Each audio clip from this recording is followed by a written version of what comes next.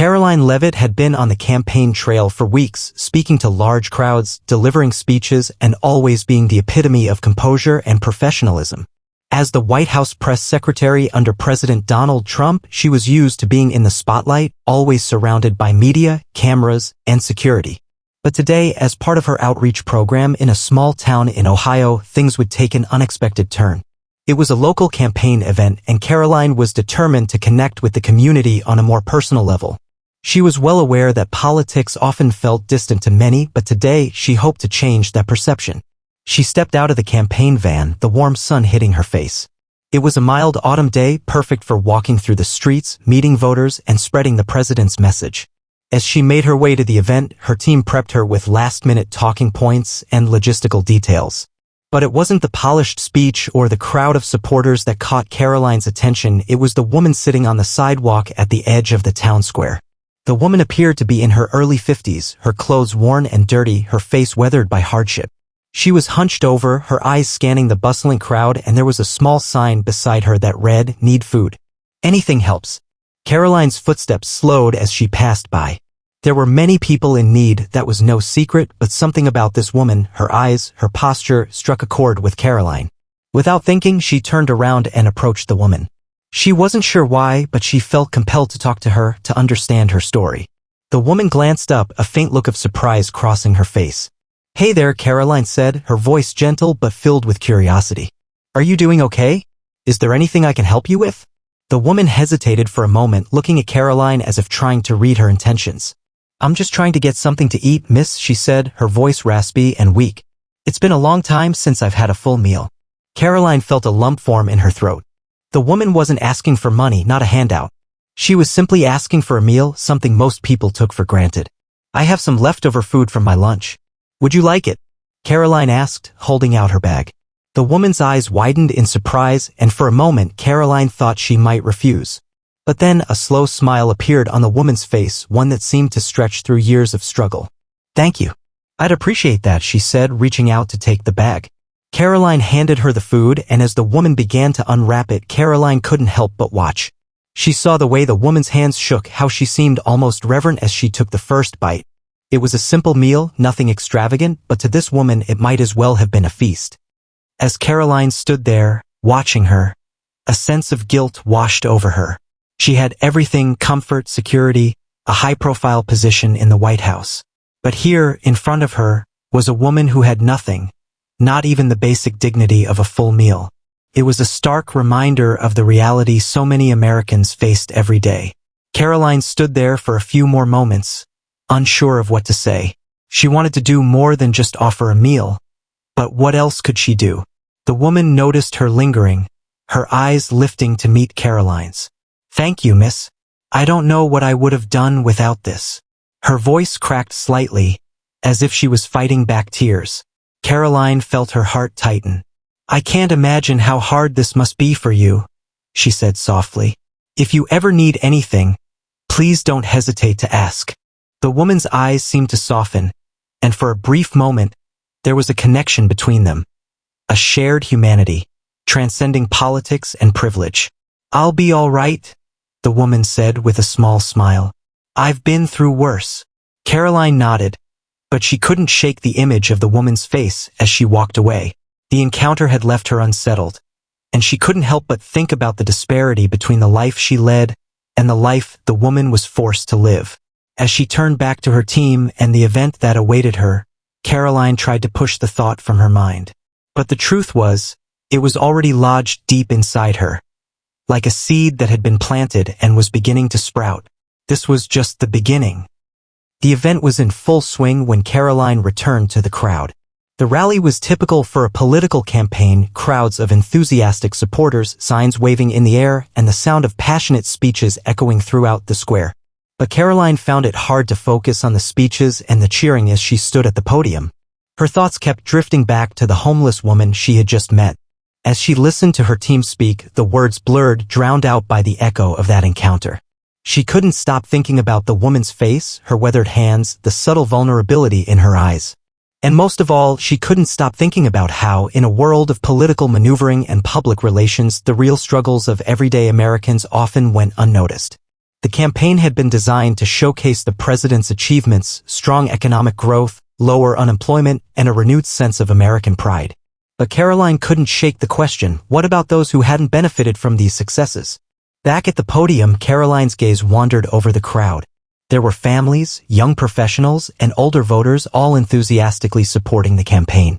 They were all united in their belief that President Trump was the right leader to secure America's future. But in the back of her mind, the question lingered, had this campaign truly addressed the needs of everyone, especially the forgotten and voiceless members of society? The next few hours passed in a blur of speeches, handshakes, and photo ops. By the time the event concluded, Karoline was mentally exhausted. She needed some space to think. As the crowd began to dissipate, she made her way to a nearby park, hoping for a moment of solitude. The park was quiet, its pathways lined with trees that rustled in the light breeze. She sat on a bench, her mind racing. Karoline had always been proud of her role in the administration, but today her sense of pride felt hollow. She had spent so much time promoting policies that she believed would make America great again, but she hadn't stopped to consider the true costs of those policies on individuals like the woman she had met earlier. What if the policies they were pushing forward weren't reaching those who needed them most? What if they were leaving behind the very people who had once built the foundation of this country? Karoline had always been a believer in personal responsibility. She had risen through the ranks of the political world on her own merit, and she firmly believed that hard work and determination were the keys to success. But today, she began to question whether that belief was enough to solve the deep-rooted issues plaguing the country. Was it enough to say pull yourself up by your bootstraps when so many people didn't have boots to begin with? Her thoughts were interrupted by the sound of footsteps approaching. She turned her head to see a young man in his early 20s walking toward her. He was wearing a campaign t-shirt, and he had a concerned look on his face. "Are you okay, Karoline?" he asked, his voice gentle. Karoline nodded, offering him a small smile. "Just needed a break. It's been a long day." "I get it," he said, taking a seat on the bench next to her. "You've been working nonstop, but you're doing great out there. The people really respond to you." Karoline smiled, but her heart wasn't in it. "Thanks, but it's not about that. It's about what we're really doing here. Are we making a difference? Are we reaching the people who need us the most?" The young man looked at her curiously. "What do you mean?" "I mean," Karoline began, her voice softening. "What about the people who are falling through the cracks? The homeless, the jobless, the ones who are invisible in all this?" She gestured vaguely to the bustling town square behind them. "Are they part of this vision? Or are we just talking to the ones who already have it all?" The young man didn't answer right away. He simply sat there, processing her words. "I don't know, Karoline. I think it's easy to forget about them when we're so focused on the bigger picture. But I get what you're saying. Maybe we should be doing more." Karoline sighed deeply. "Maybe we need to be doing a lot more. I don't know. I just met a woman today, sitting on the sidewalk, asking for food. She was older, maybe 50, but she looked like life had taken everything from her. It just got to me. I don't know why, but it did." The young man didn't say anything for a moment. He just nodded. "I think you're right. Maybe we do need to start thinking about everyone, not just the ones who fit the mold of what success looks like. Maybe we need to be asking the right questions. And maybe we need to be more honest about what's happening in this country." Karoline felt a wave of relief wash over her. It wasn't just her. There were others who felt the same way. For a moment, she wondered if it was possible to change things from within, to use her position to bring attention to the issues that so many people were facing. But then a new thought crossed her mind. Would it even be possible to change the system she had devoted herself to? As she sat on the bench, deep in thought, the young man stood up and gave her a nod. "I'll see you back at the van. But if you ever need someone to talk to, I'm here." Karoline smiled at him, grateful for his support. "Thanks. I appreciate it." As he walked away, she stared out into the park, the weight of her thoughts pressing down on her. Today had been more than just another campaign stop. It had been a moment of clarity, a glimpse into something deeper that had been lying dormant for too long. But what was she going to do about it? The drive back to the campaign headquarters was a quiet one. Karoline sat in the back of the van, her mind consumed by the events of the day. Her team spoke amongst themselves, reviewing logistics and preparing for the next stop, but Karoline barely heard them. All she could think about was the homeless woman, her face, her hands, the way she had smiled when Karoline had handed her the food. It felt like a simple act, yet it had left Karoline with a sense of guilt and unease that she couldn't shake. As they passed through the small towns of Ohio, Karoline found herself reflecting on her own journey. She had come from a small town in New Hampshire, rising through the political ranks with ambition and drive. Her family had always taught her that success came through hard work, perseverance, and the belief that anyone could make something of themselves if they put their mind to it. But today, that worldview felt insufficient. The woman she had met had worked hard, had tried, but there she was, struggling on the streets, invisible to most. By the time the van reached the headquarters, Karoline knew she couldn't just move on from this. She had to do something. But what could one person do? She was just a press secretary, not a social worker, not a policymaker. She couldn't single-handedly fix the country's problems, but maybe, just maybe, she could use her position to raise awareness. Karoline entered the building with a new sense of purpose. The usual buzz of the campaign team filled the air, but she felt different. Her colleagues were busy with their work, and as usual, they deferred to her for guidance. But today, she felt disconnected from the frenzy around her. She needed a plan. She needed a way to make this matter. As the team discussed upcoming rallies and media strategies, Karoline pulled aside one of her trusted aides, Sarah. Sarah had been with Karoline for a long time, and Karoline knew she could count on her for honesty. Sarah, Karoline began, her voice soft but determined. I need your help with something. Sarah raised an eyebrow, noticing the seriousness in Karoline's tone. Of course, what's going on? I've been thinking about the campaign and about the people we're trying to reach. I know we're talking about the economy, jobs, security, and all that. But there's something that's bothering me. Something we're missing. Sarah paused, her expression shifting to one of curiosity. What do you mean? I met a woman today. She was homeless, just sitting on the sidewalk asking for food. And it hit me that maybe we're not reaching the people who are struggling the most. People like her. Sarah looked at her with concern. Karoline, I get that you want to help, but we are in the middle of a campaign. This is about winning, not about solving every social issue in the country. Karoline shook her head, her resolve strengthening. I know it's not that simple. But maybe we can start a conversation about it. Maybe we can use our platform to bring attention to the real struggles people are facing, especially the ones who don't have a voice in all this. Sarah was silent for a moment, clearly processing what Karoline was saying. Finally, she spoke. Are you sure you want to go down this road? You know it's risky. People might not respond well. It's a departure from the usual narrative. Karoline smiled wryly. When has this campaign ever been about playing it safe? I'm not saying we change everything, but I think we need to do more than just talk about tax cuts and job numbers. We need to show that we care about the real people who are struggling. We need to give them a voice. Sarah nodded slowly. All right, let's do it. We'll need to strategize. This could be a big shift in the messaging. But I'm in. Let's figure out how to make this work. Karoline felt a sense of relief. It wasn't going to be easy, but she knew she had to try. She couldn't ignore what she had seen, what she had felt. It wasn't just about politics anymore, it was about doing what was right. The next few days were a whirlwind of planning and brainstorming. Karoline worked closely with Sarah and the rest of her team to develop a new initiative. They decided to launch a campaign that would focus on addressing poverty and homelessness, shining a spotlight on the individuals who often went unnoticed. The goal wasn't to promise instant solutions, but to start a conversation about how the government could better support the most vulnerable Americans. The campaign team was divided on the idea at first. Many of them felt it was a risky move that could alienate some of their base. They were used to focusing on economic growth and security, not social issues. But Karoline was resolute. She knew that if they didn't take a stand, they would be no different than the politicians who only cared about the wealthy and the powerful. This wasn't about partisanship, it was about humanity.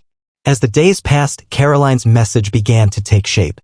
They would travel to towns like the one she had visited in Ohio, where she had seen the realities of homelessness firsthand.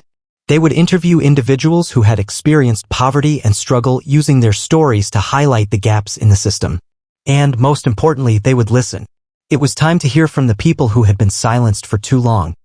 As Karoline prepared for the launch of this new initiative, she couldn't help but feel a mix of excitement and apprehension.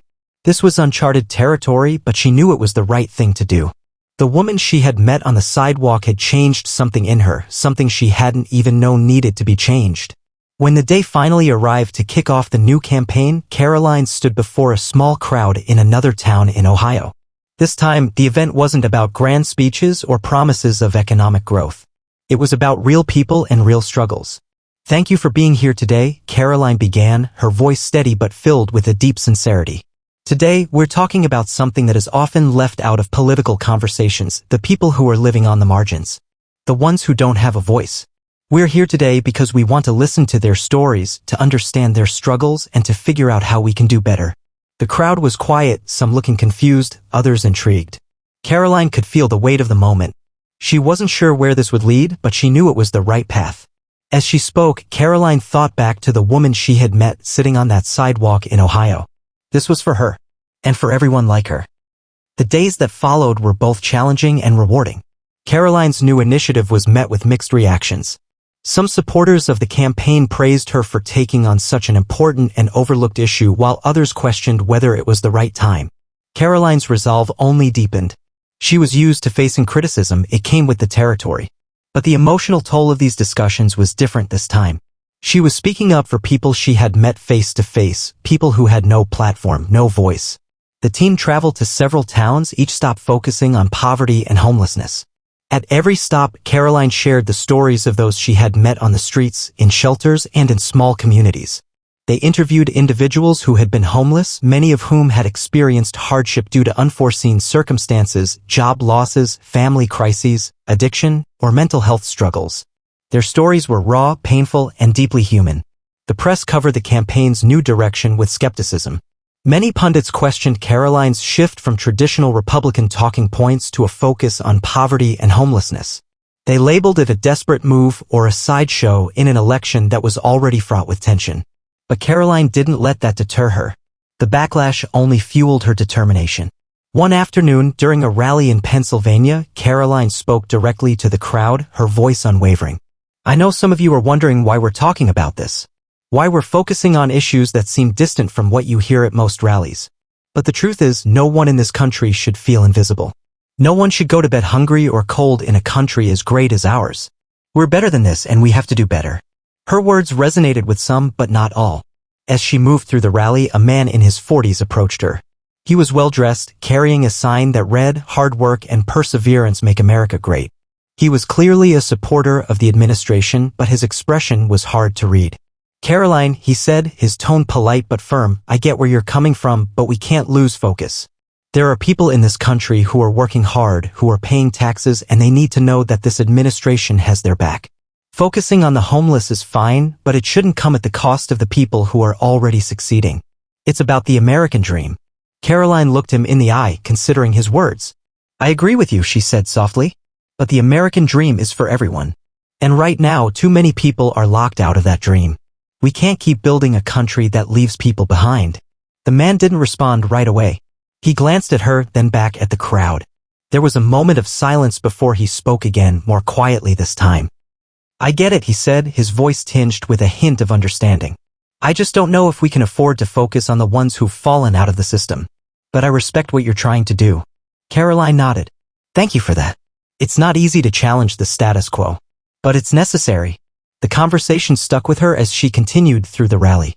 The man's words weren't entirely wrong. It was a delicate balance between championing the forgotten and protecting the interests of those who had worked hard to succeed. But Karoline couldn't ignore the growing sense of urgency she felt. This wasn't just a political strategy, it was a call to action. That evening, after the rally, Karoline found herself alone in her hotel room. She sat by the window, gazing out at the city lights, her mind a whirlwind of thoughts. She was tired. Her body ached from the constant travel, from the pressure of trying to steer the campaign in a new direction. But what kept her going was the belief that this shift, this new initiative, could spark something bigger. She thought back to the woman she had met in Ohio, the one who had asked for leftover food. Her face still haunted Karoline's thoughts. Was this really the America they wanted to build? Was this the vision of greatness they were selling? She didn't think so. And so, despite the pushback, she couldn't stop. She had to keep pushing, keep speaking, keep advocating for those who had been left behind. The next day, Karoline met with her team to discuss the progress of the campaign. The feedback was mixed, but there was one thing she couldn't ignore: people were talking about it. The issue of homelessness, of the invisible class of Americans, was now on the national stage. It was uncomfortable and it was messy, but it was necessary. "We're making a difference," Karoline said as she addressed her team.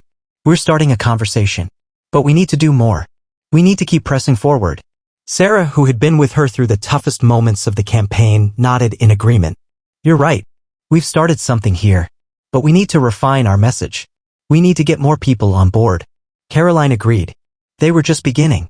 She knew they had a long road ahead of them, but for the first time in a while, she felt hopeful. Change was possible if they stayed focused, if they kept listening to the people who mattered most. That evening, Karoline took a moment to herself.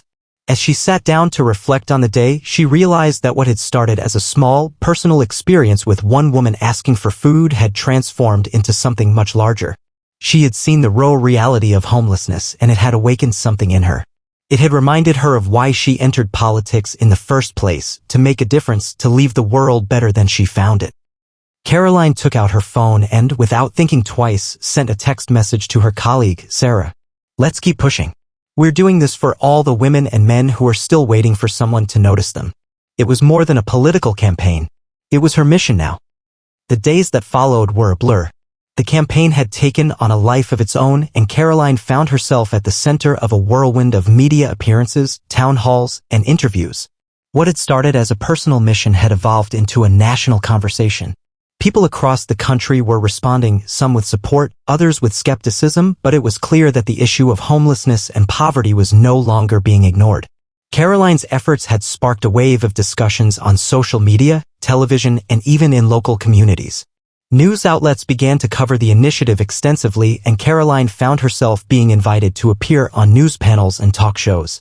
For the first time in her career, she felt like the focus wasn't on the politics of winning, it was about humanizing the issue, bringing real stories to the forefront. At one particularly emotional town hall in Michigan, Karoline stood before a packed room of voters. The air was thick with anticipation, and she could feel the weight of the moment.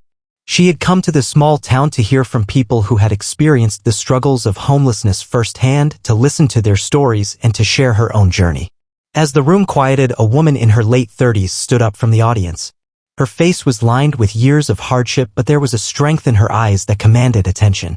"Karoline," the woman began, her voice shaky but filled with conviction, "I've been homeless for the last 5 years. I've slept in shelters, on park benches, in abandoned buildings. And not a single politician has ever come to ask me what I need. Until now." She paused, wiping away a tear. "You're the first person who's ever asked me my story. I'm not invisible anymore." The words hung in the air, and for a moment Karoline couldn't speak. She felt the weight of the woman's pain, the years of neglect that had built up in her voice. But then Karoline found her voice. "You are not invisible," Karoline said, her words soft but filled with emotion. "And I'm here to make sure that others like you are not forgotten. This campaign is about all of you, the ones who have struggled, who have fallen through the cracks. You deserve better, and I'm going to do everything I can to make sure you get it." The crowd erupted into applause, and Karoline felt a surge of energy. The woman's words, her pain, had touched something deep inside Karoline.